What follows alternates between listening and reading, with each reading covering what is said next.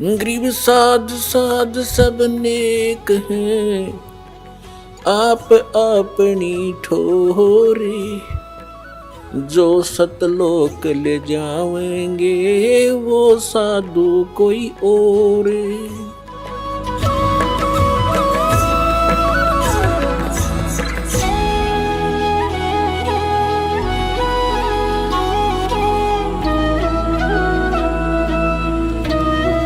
ಪರಮಪಿತ ಪರಮಾತ್ಮ ಪೂರ್ಣ ಬ್ರಹ್ಮ ಇಡೀ ಸೃಷ್ಟಿಯ ರಚನಾಕಾರ ಕುಲದ ಮಾಲೀಕ ಕಬೀರರ ಅಪಾರ ದಯೆಯಿಂದ ನೀವೆಲ್ಲ ಪುಣ್ಯಾತ್ಮಗಳು ಸತ್ಸಂಗವನ್ನು ಕೇಳಲು ಉಪಸ್ಥಿತರಾಗಿದ್ದೀರಿ.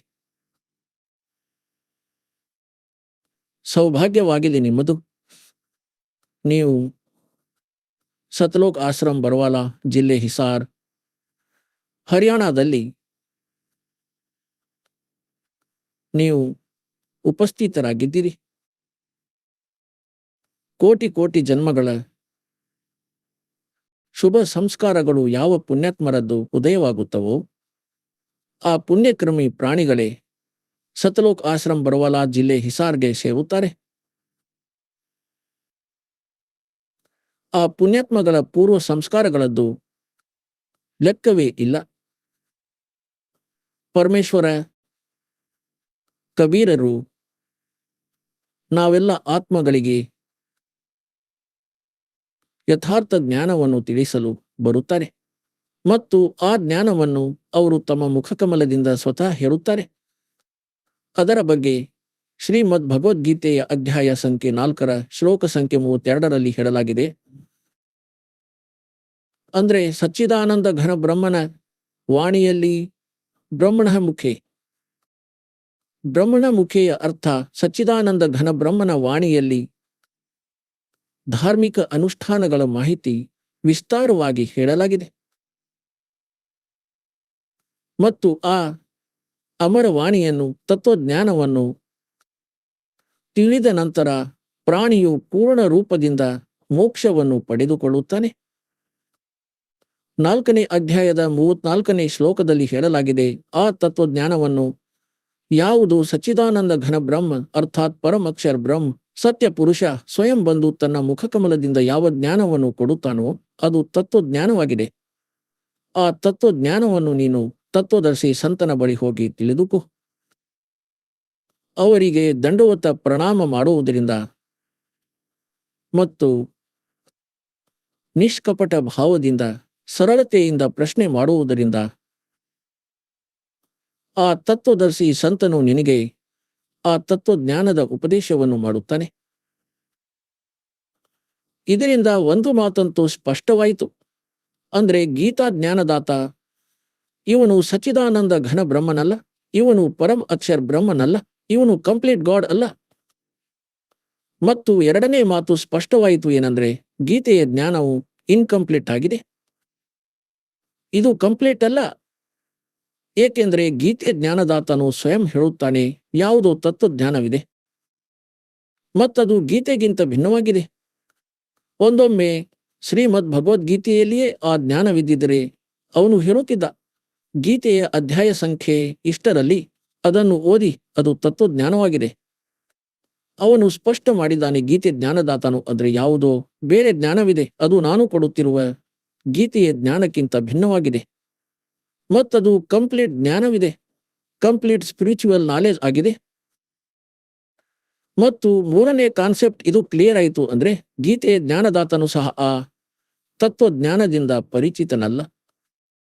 ಇದಕ್ಕಾಗಿ ಅವನು ತತ್ವದರ್ಶಿ ಸಂತನ ಬಳಿ ಹೋಗಿ ತತ್ವಜ್ಞಾನವನ್ನು ತಿಳಿಯಲು ಅರ್ಜುನನಿಗೆ ಹೇಳಿದ್ದಾನೆ.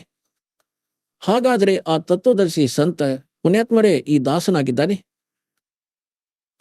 ರಾಮ್ಪಾಲ್ ದಾಸ್ ತತ್ವದರ್ಶಿ ಸಂತನು ಯಾವ ಜ್ಞಾನ ಶ್ರೀ ಬ್ರಹ್ಮ, ಶ್ರೀ ವಿಷ್ಣು, ಶ್ರೀ ಶಿವನಿಗೂ ಇಲ್ಲ, ದೇವಿಗೂ ಜ್ಞಾನವಿಲ್ಲ, ಗೀತೆಯ ಜ್ಞಾನದಾತ ಕ್ಷರಪುರುಷ ಬ್ರಹ್ಮನಿಗೂ ಜ್ಞಾನವಿಲ್ಲ.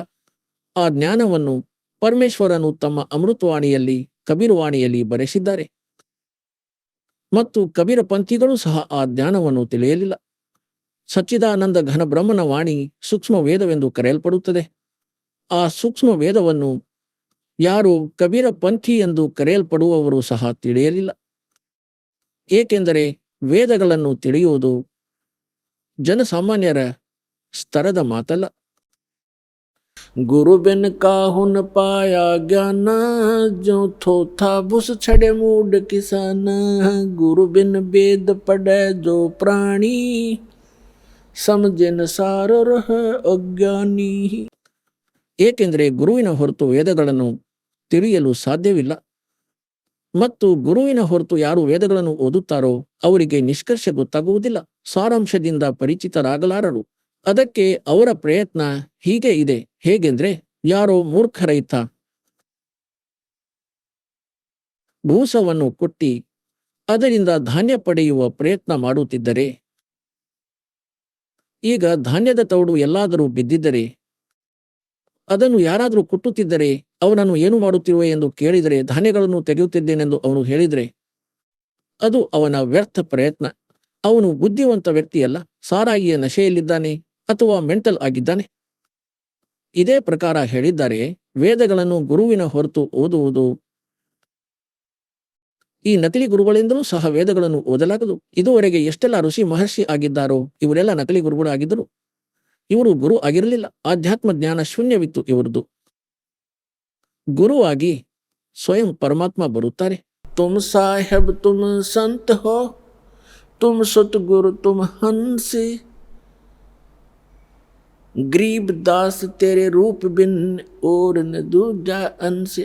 ಆದರಣೀಯ ಸ್ವಾಮಿ ರಾಮಾನಂದರು ಯಾವಾಗ ಪರಮಾತ್ಮನನ್ನು ಸತ್ಯಖಂಡ ಸತ್ಯಲೋಕ ಯಥಾರ್ಥ ಸ್ಥಾನದಲ್ಲಿ ನೋಡಿದರು ಮತ್ತು ಅವರನ್ನು ಇಲ್ಲಿಯೂ ಸಹ ಬನಾರಸ್ನಲ್ಲೂ ನೋಡಿದರು, ಆ ಕಬೀರ ಭಗವಂತನನ್ನು ಕಾಶಿಯಲ್ಲಿ, ಆಗ ಹೇಳಿದರು, ದೋಹೋ ಠೋರ ಹೇ ಏಕ ತೂ ಅವ್ರ ಭಯ ಏಕ ಸೇ ದೋ.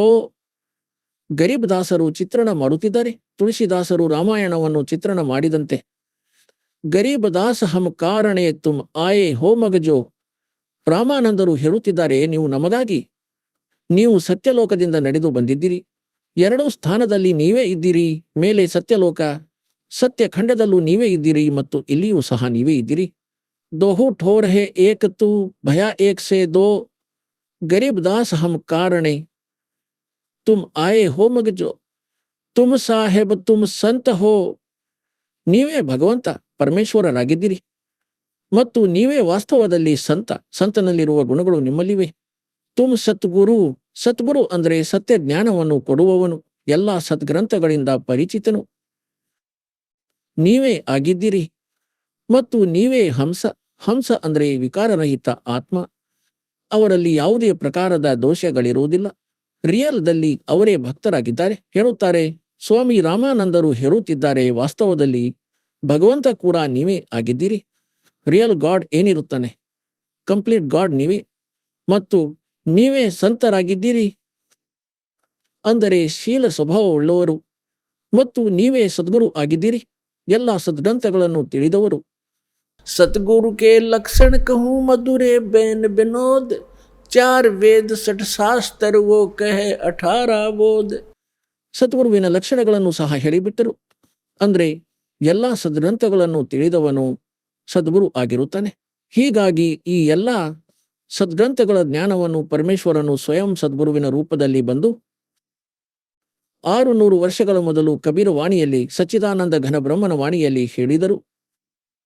ಇಲ್ಲಿ ಹೇಳಿದ್ದಾರೆ ಏನೆಂದರೆ, ಆ ಪರಮಾತ್ಮ ಸ್ವಯಂ ಬಂದು ತಮ್ಮ ತತ್ವಜ್ಞಾನವನ್ನು ಹೇಳುತ್ತಾರೆ. ಅವರು ವಾಸ್ತವದಲ್ಲಿ ಗುರುಗಳಾಗಿರುತ್ತಾರೆ ಮತ್ತು ಅವರು ಹೇಳಿದ ಅಮೃತವಾಣಿಯು ಲಿಪಿಬದ್ಧಗೊಳಿಸಲಾಗುತ್ತದೆ. ಅದು ಸೂಕ್ಷ್ಮ ವೇದ, ಸಚ್ಚಿದಾನಂದ ಘನ ಬ್ರಹ್ಮನ ವಾಣಿಯಾಗಿದೆ. ಅದು ಕಬೀರ್ ವಾಣಿಯಾಗಿದೆ.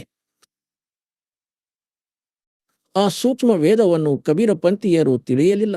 ಬೇರೆ ಸಮಾಜವಂತೂ ಬಹಳ ದೂರವಿದೆ ಅದರಿಂದ, ಪರಮಾತ್ಮನ ವಿಧಾನ ಮತ್ತು ಅವರ ಜ್ಞಾನದಿಂದ. ಆದರೆ ಕಬೀರ ಪಂಥಿ ಎಂದು ಕರೆಯಲ್ಪಡುವ ಇವರೆಲ್ಲ ನಕಲಿಯಾಗಿದ್ದಾರೆ.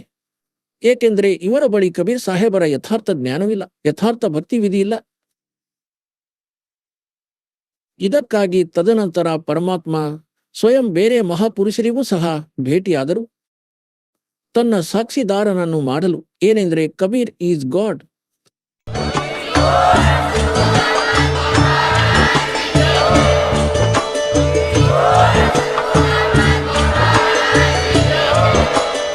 ನೀವು ಕೇಳಿದ್ದೀರಿ ಜಗದ್ಗುರು ತತ್ವದರ್ಶಿ ಸಂತ ರಾಮ್ಪಾಲ್ ಮಹಾರಾಜರ ಮಂಗಳ ಪ್ರವಚನ. ಹೆಚ್ಚಿನ ಮಾಹಿತಿಗಾಗಿ ವಿಸಿಟ್ ಮಾಡಿ ನಮ್ಮ ವೆಬ್ಸೈಟ್ www.jagadguru-rampalji.org. ಸಂತ ರಾಮ್ಪಾಲ್ ಮಹಾರಾಜರ ಶುಭ ಆಶೀರ್ವಾದದಿಂದ ಇಡೀ ವಿಶ್ವದಲ್ಲಿ 500ಕ್ಕೂ ಹೆಚ್ಚು ನಾಮದೀಕ್ಷಾ ಕೇಂದ್ರಗಳಿವೆ. ಇದರಲ್ಲಿ ಸಂತ ರಾಮ್ಪಾಲ್ ಮಹಾರಾಜರಿಂದ ನಿಶುಲ್ಕವಾಗಿ ಆನ್ಲೈನ್ ನಾಮದೀಕ್ಷೆ ಕೊಡಲಾಗುತ್ತಿದೆ. ತಮ್ಮ ಹತ್ತಿರದ ನಾಮದೀಕ್ಷಾ ಕೇಂದ್ರದ ಮಾಹಿತಿಗಾಗಿ ಸಂಪರ್ಕಿಸಿ 888 444 7302.